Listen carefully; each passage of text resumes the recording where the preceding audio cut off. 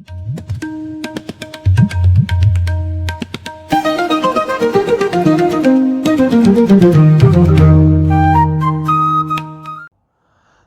साथियों, डेफ्ट एस्ट्रो के एक और नए सेगमेंट में आप सभी का स्वागत है। हम लोग यह जो नया प्रयास कर रहे हैं यह प्रश्नों के ऊपर कर रहे हैं, क्योंकि बहुत से लोगों के यह प्रश्न आए थे कि 2025 में उनके भविष्य के साथ क्या होने वाला है, उनके राशि पर, वो जो जिस राशि के भी जातक हैं उस पर ग्रह अपना असर कैसे करेंगे। तो इन सभी बातों को ही लेकर के अब ये नया प्रयास है।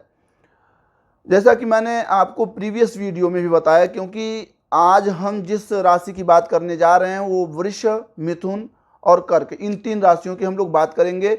मेष राशि के विषय में पहले ही मैंने एक प्रीवियस वीडियो बनाया है और उसमें और भी बहुत सारी जानकारियां दी गई हैं। तो यदि कोई जातक मेष राशि से हैं या फिर अन्य भी कोई जानकारी आपको चाहिए हो तो आप उस पर विजिट कर सकते हैं।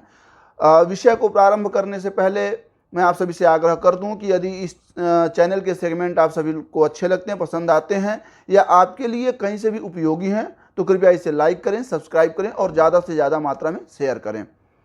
मित्रों, आते हैं अब अपने विषय पर कि जैसे कि किसी ने यह पूछ लिया कि भैया उनकी अगर वृष राशि है, मिथुन है, कर्क है या अन्य कोई भी राशि है तो उनके साथ आने वाला साल कैसा होगा। सबसे पहले मैं आप सभी को ये क्लियर कर दूं कि 1 जनवरी से कोई साल बदलता नहीं है। ये ग्रेगोरियन कैलेंडर है, उसके हिसाब से 1 जनवरी से साल बीतना शुरू हो गया। यह केवल मात्र हम मनुष्यों द्वारा बनाया गया एक परिमाप है जिससे कि हमारे सारे कार्य टाइम टू टाइम होते रहें। लेकिन क्या ग्रह भी 1 जनवरी देख करके अपना स्थान बदलते हैं? तो आप सभी को पता है कि ऐसा नहीं होता है। फिर भी 2025 में बड़े ग्रहों का से मेरा मतलब यह है कि जो ग्रह किसी भी राशि पर सबसे ज़्यादा अवधि तक रहते हैं उन ग्रहों का स्थान बदल रहा है। इसलिए ये जानना और भी ज़रूरी हो गया है कि फिर वो स्थान परिवर्तित करेंगे तो हमारे साथ क्या होगा। जैसा कि मैंने पहले भी आपको बताया कि जैसे 2025 में जब प्रयागराज में कुंभ लग रहा है तो यह महाकुंभ कहा जा रहा है। और आप सभी को यह भी पता होगा कि जब बृहस्पति 12 राशियों का एक चक्कर लगा लेते हैं तो फिर प्रयागराज में कुंभ का आयोजन होता है। वह एक राशि में 1 साल तक रहते हैं, ऐसे 12 सालों में वह एक चक्कर लगाते हैं। और जब यह चक्कर पूरा होता है तो ठीक उसी समय पृथ्वी, चंद्रमा, सूर्य और बृहस्पति यह सीधे एक सीध में रहते हैं। इनका अलाइनमेंट जो होता है वह एक स्ट्रेट लाइन में होता है। इससे होता क्या है कि जो समुद्रों में ज्वार भाटा आता है, जो हाइट्स आती हैं, वह चंद्रमा तो करता ही करता है लेकिन साथ ही साथ बृहस्पति जैसा बड़ा ग्रह भी करता है। और इसके करने की वजह से पृथ्वी पर बहुत सारी चीज़ों का बदलाव होता है, जिसके लिए हम लोग फिर यह आयोजन करते हैं, यह कुंभ का आयोजन करते हैं। और इनके खिंचाव से हमारे अंदर भी बहुत सारा परिवर्तन आता है। ये तो हो गई इसकी एक साइंस दृष्टि। अब देखिए, कोई भी कुंडली हो या कोई भी राशि का जातक हो तो वह जातक सिर्फ केवल मात्र 1 जनवरी आ जाने से किसी ग्रह को यदि बदलने की सोच रहा है तो देखिए, सूर्य और चंद्रमा यह 2 ऐसे ग्रह हैं जो चंद्रमा 2.25 दिन में अपनी राशि को परिवर्तित कर लेते हैं, सूर्य 1 महीने में एक राशि को परिवर्तित करते हैं। तो जब भी किसी व्यक्ति की मासिक कुंडली या दैनिक कुंडली देखी जाएगी तो उसमें सूर्य और चंद्रमा का विशेष स्थान होगा। लेकिन जब वार्षिक कुंडली हम किसी भी जातक की देख रहे होते हैं तो उसमें यह देखते हैं कि 1-1 साल तक समय बिताने वाले कौन कौन से ग्रह हैं और वह क्या इस साल भी परिवर्तन कर रहे हैं या नहीं कर रहे हैं। तो ऑफ कोर्स इस साल जो है बड़े बड़े ग्रह, जैसे बृहस्पति का मैंने बताया कि मिड ईयर में जाकर के बृहस्पति वृष राशि से मिथुन राशि पे चले जाएंगे। तो जरूर है कि जब वह राशि परिवर्तन करेंगे या फिर वर्तमान में जिस राशि पर हैं उन दोनों का ही असर बदल जाएगा। ऐसे ही शनि भी मिड ईयर के जाते जाते अपनी राशि का परिवर्तन कर लेंगे और वह मीन राशि पर आ जाएंगे। तो इससे क्या होगा कि किसी एक राशि का 7.5 खत्म हो जाएगा, किसी एक नई राशि पर 7.5 शुरू हो जाएगी। इसी तरीके से शनि की जो अष्टम दृष्टि पर आने वाली ढैया है वहाँ से वो ढैया खत्म होकर के किसी अगली राशि पर चली जाएगी।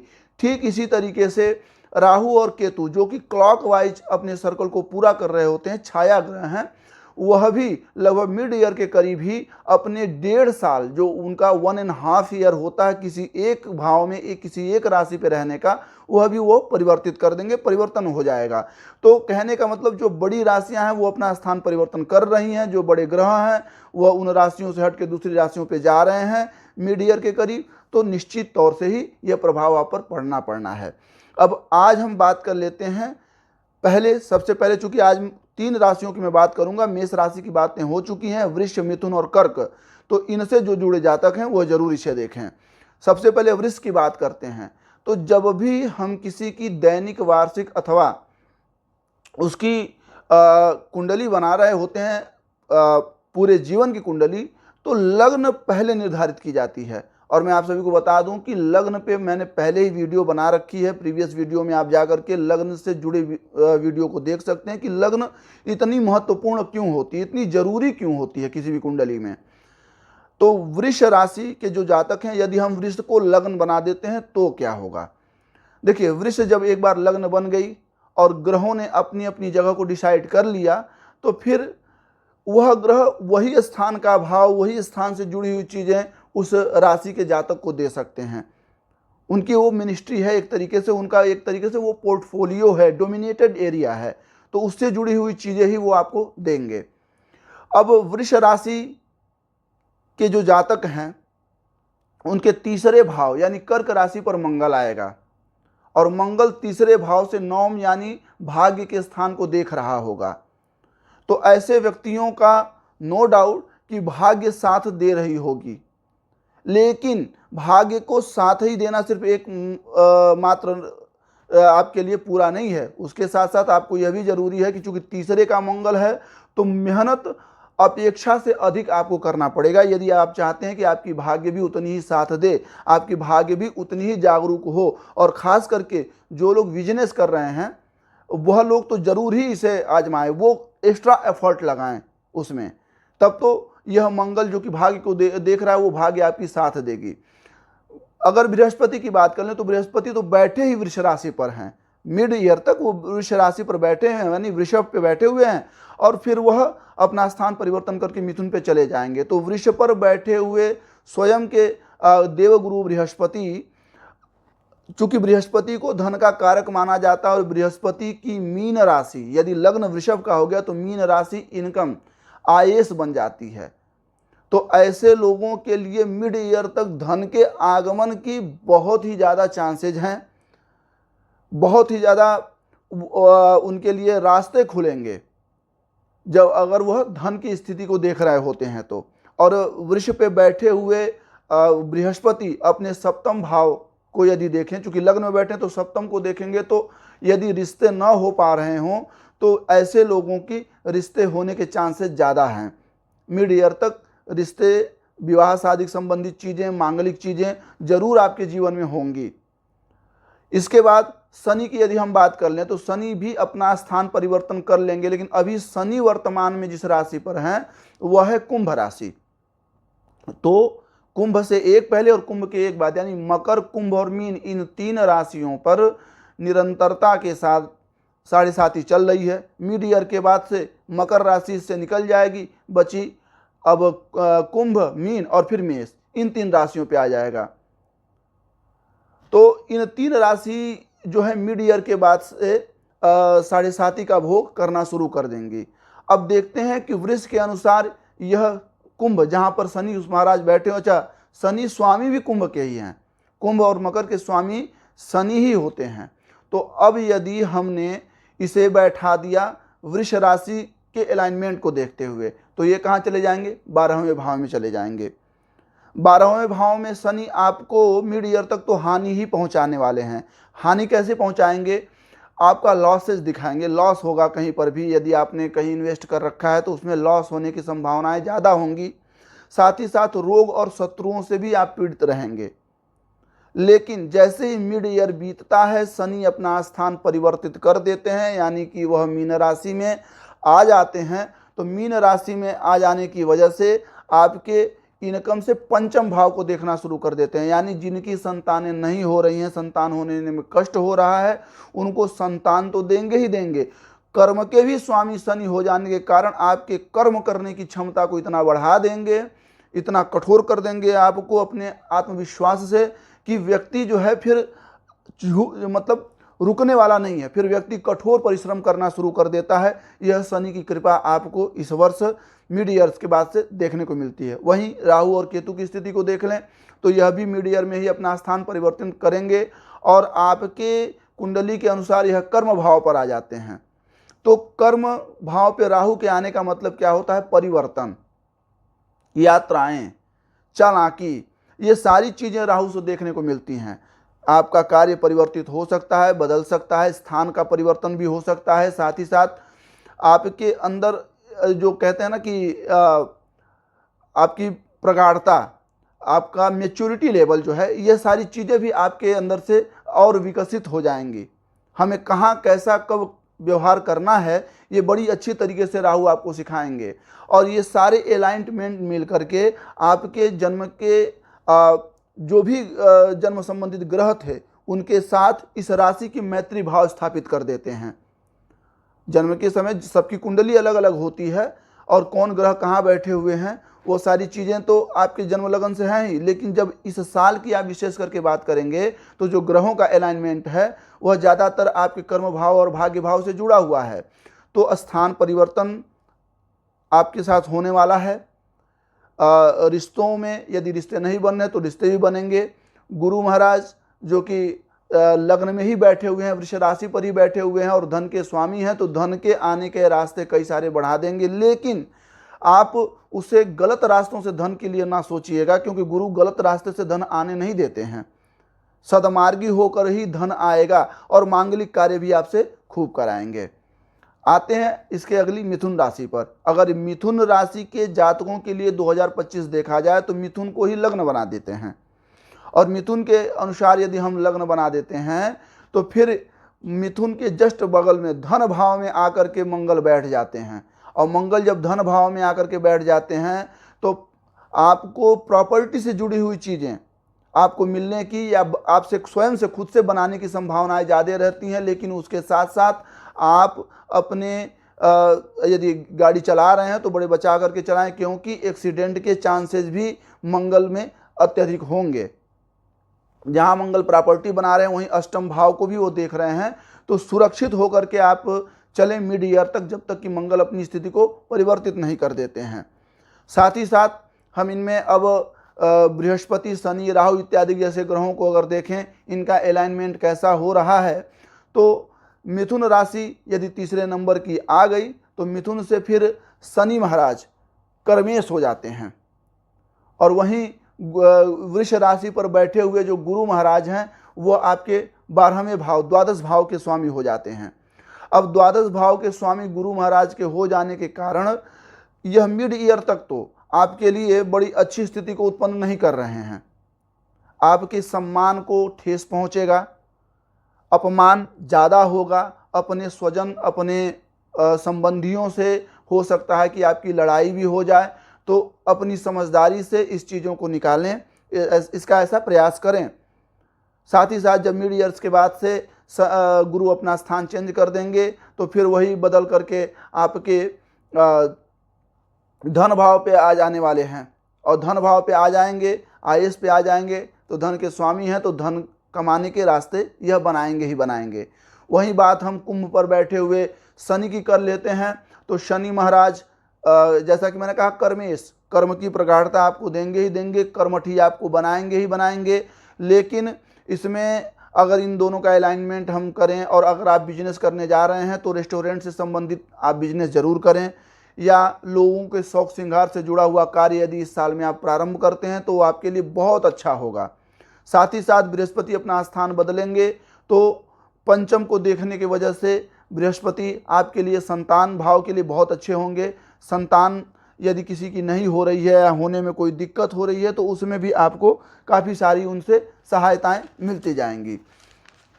इसके साथ साथ हम राहु और केतु की बात कर लेते हैं। तो यदि मिथुन राशि की कुंडली हो जाती है तो फिर वो जो राहु और केतु अपना स्थान बदलेंगे तो राहु आपके आईएएस बन जाते हैं, पंचम भाव पर केतु चले जाते हैं। अब आप यदि कहीं पर स्मगल से जुड़ी हुई कार्य कर रहे हों धन कमाने के लिए, तो मैं आपको बार बार कह रहा हूं कि मिड ईयर तक तो बिल्कुल ना करें, क्योंकि राहु आपको ऐसे चांसेस बहुत देगा, लेकिन चूंकि गुरु उस काम को अंत में बिगाड़ ही देंगे, तो मिड ईयर तक तो बचे ही रहें। इसके बाद मिड ईयर के बाद से आप कई सारे रास्ते ढूंढ लेंगे धन कमाने के। धन कहाँ से आए मित्रों, मैं आपको स्पष्ट कर दूं कि देखिए, यह ग्रहों की बदलती स्थिति जो है ना, सबके साथ बुरा और सबके साथ अच्छा नहीं करती है। वह कुछ बुरा और कुछ अच्छा भी करेगी, क्योंकि वो अपना स्थान परिवर्तन कर रहे हैं। अब उनके स्थान पे किसी एक ग्रह को जो जगह सही लगती है वही किसी दूसरे ग्रह के लिए गलत हो जाती है।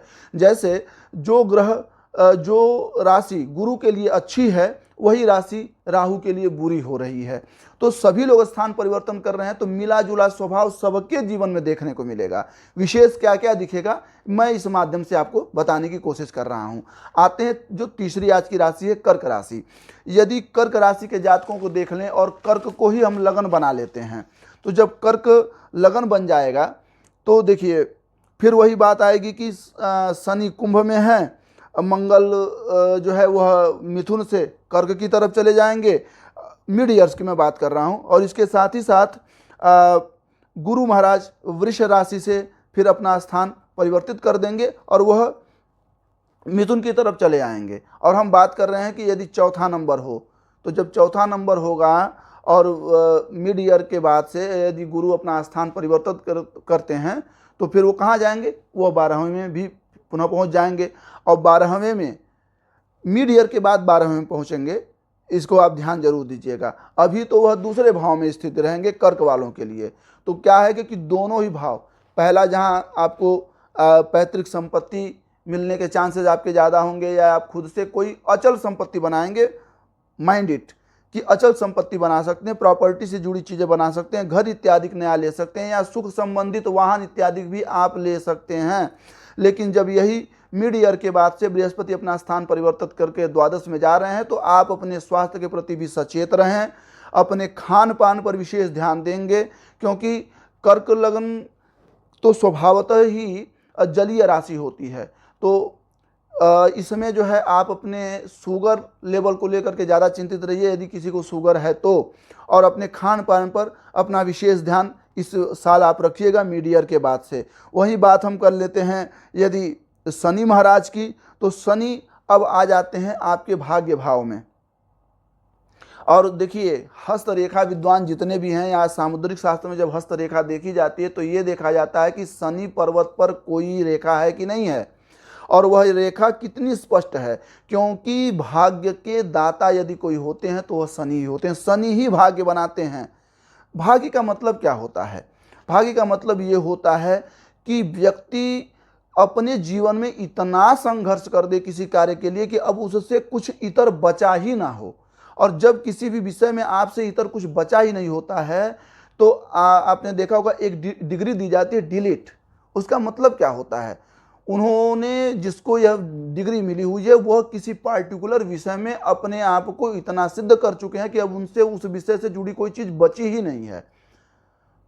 तो शनि इस तरीके की नॉलेज, इस तरीके का ज्ञान देते हैं, और शनि भाग्य में है तो क्या है, और मैंने पहले भी बताया कि शनि का चूंकि यात्रा पथ जो है वह 30 सालों में सूर्य का एक चक्कर पूरा करते हैं। कहने का मतलब क्या है? स्टेबिलिटी। वो कभी भी जब भी किसी की राशि में आते हैं तो स्टेबल कर देते हैं। तो वह आपको कुछ ऐसा सिखा के जाएंगे कि आपका भाग्य जीवन भर के लिए स्टेबल हो जाएगा। और ये मैं कोई बहुत अलग की बातें नहीं कर रहा हूं, ये वो बातें बता रहा हूं कि कुछ आपको ऐसा शनि सिखा जाएंगे। मेरे भाग्य के स्टेबल का क्या मतलब है कि आप घर बैठ जाएं, कुछ करें ही ना तो कुछ नहीं, ऐसा कुछ नहीं है। आपको कुछ ऐसा सिखा करके वह जाएंगे कि यदि वह आप निरंतर अपने कर्म में प्रयोग करेंगे तो आपके जीवन में यह चीज़ें एक तरीके से इस तरीके से बदलेंगी कि मतलब पूरे जीवन ही आपको लोग यही कहेंगे भाई बड़े भाग्यशाली हैं आप। इसके बाद जब मिड ईयर्स के बाद से शनि अपना स्थान परिवर्तित कर देते हैं, और स्थान परिवर्तन करने के बाद से वह कर्म भाव में आ जाते हैं। यानी मीन में आ जाते हैं आपके लिए। तो जब कर्म भाव में आ जाएंगे तो फिर कर्म की भी उतनी ही स्थिति को मजबूत करेंगे। जिन लोगों की नौकरी या व्यापार सेटल नहीं हो पा रहा है वो बहुत ज़्यादा चिंता ना करें, क्योंकि अब समय नज़दीक है। जब शनि आपके कर्म भाव में आएंगे तो आपके बिजनेस को, आपके कर्म को, यह आपकी नौकरी को वह स्टेबल बना देंगे, इसमें कोई शंका है ही नहीं। आगे देखते हैं कि अब शनि जब कर्म भाव में आएंगे तो आपको चतुर्थ को देख रहे होते हैं। जब चतुर्थ को देखेंगे यानी सुख के स्थान को देखेंगे तो निश्चय ही यह समय आपके सुख भोगने का होगा। बात कर लें सप्तम की, यदि यही कर्क राशि के अगर जातक अपने सप्तम जिनका विवाह नहीं हो पा रहा हो या जिनके रिश्ते नहीं हो पा रहे हों, तो मैं उनके लिए बता दूं कि मिड ईयर के बाद से जब ग्रहों का अलाइनमेंट चेंज होगा तो फिर विवाह में भी आपकी कोई दिक्कत, कोई शंका नहीं रह जाएगी। विवाह भी अतिशीघ्र आपका हो जाएगा। क्यों ऐसा मैं कह रहा हूँ? ऐसा इसलिए मैं कह रहा हूँ कि गुरु की युति कुछ ऐसी है कि जो मांगलिक कार्य कराने में कहीं दूरी नहीं बनाएंगे, विवाह की स्थिति निश्चित ही होगी। साथ ही साथ बात कर लेते हैं राहु का। जब यह लोग क्लॉकवाइज राहु और केतु अपना स्थान बदल रहे हैं तो एक बात का आप ध्यान दीजिएगा कि आपकी टांग खिंचाई आपके कर्म क्षेत्र में बहुत ज़्यादा होने वाली है। वही जो अभी मैं कह रहा था ना कि भाई शनि किस तरीके से आपको स्टेबल करेंगे, स्टेबल सब कुछ सिखा के करेंगे। और सीखने के लिए ज़रूरी यह है कि आपकी गलतियां नज़र आएँ। और उस गलतियों को कौन दिखाएगा? तो उस गलतियों को दिखाने वाले राहु हैं, जो हर बात में आपको परेशान करेंगे, पर शनि आपको झुकने नहीं देंगे, रुकने नहीं देंगे और फिर आपको स्टेबल बनाएंगे। तो आई होप कि आप इन तीनों राशियों के साथ 2025 में किस तरीके से ग्रहों की घटना घटेगी इसको आप लोगों ने समझ लिया होगा। यदि इनसे जुड़े कोई प्रश्न हैं तो आप ज़रूर कमेंट के माध्यम से पूछ सकते हैं। और पुनः आप सभी से आग्रह करूंगा कि यदि ये सेगमेंट आपको उपयोगी लगते हैं तो कृपया लाइक करें, सब्सक्राइब करें और ज़्यादा से ज़्यादातर लोगों के पास शेयर करें। धन्यवाद।